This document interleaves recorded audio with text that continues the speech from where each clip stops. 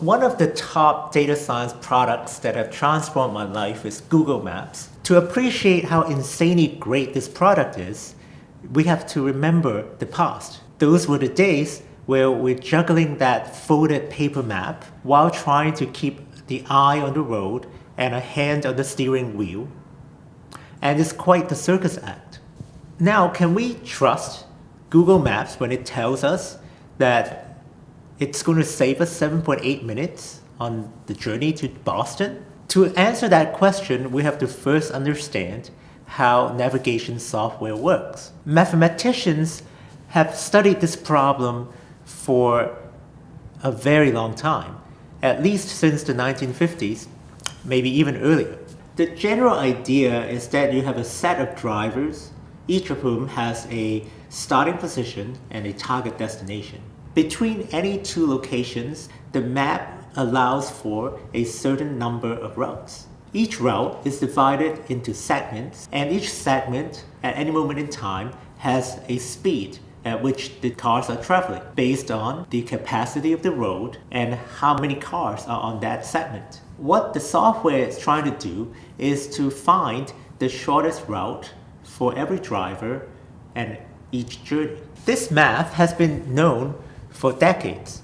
When implemented, one of the biggest challenges is to accurately estimate the speeds of traffic on all the different segments across the network. This is where big data has made a very strong impact. Google Maps is an app on a cell phone, and cell phones are surveillance devices that knows where we are at all times. So if Google knows that you have moved 3 miles in the last 5 minutes, it's going to be able to infer that your car is moving at 36 miles an hour. Wait, did I say that the cell phone is a surveillance device? Yes, I did. Your cell phone is constantly tracking you. Let me explain how it does that. When my dad called me on a landline, all the cell phone company needs to do is to locate me in my apartment. My phone is fixed to the wall.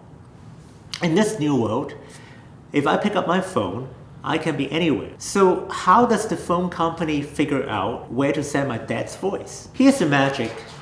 The phone company divides up the map into basic spatial units.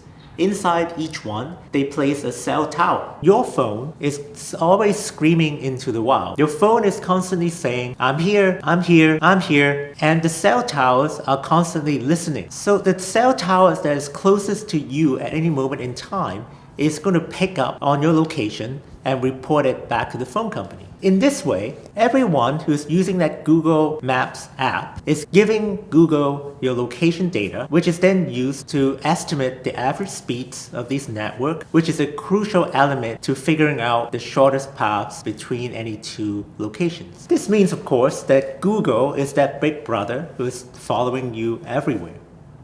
According to a recent report in the Associated Press, the Android software on Google phones are constantly tracking you, even for those users that turned off the location history. The same data that gives us this insanely great product is also taking away our data privacy. Lots of businesses and governments are eager to pay a handsome sum for this data. For example, your employer might want to know, are you actually home when you say you're working from home? Or maybe you're interviewing with another company. You have to decide whether the benefits and the costs balance out. But there's one issue you have to be aware of. There's absolutely no reason why Google or any other tech company needs to retain your location data forever. In order to serve you with directions, all they need is to know your location at the time of your journey. And after your journey, they could keep a record of the average speed along different segments across all the drivers on that segment. So if they are keeping your personal data forever, that's a business decision. In this episode, you've learned about how phone companies figure out where you are. You learned how Google takes that location data and uses it to estimate the speed of traffic on the road network. You learned how knowing the speeds of traffic on the network is crucial for the navigation software to help you figure out the shortest route to your destination. And you learned how businesses are so hungry to get a hands on that location data.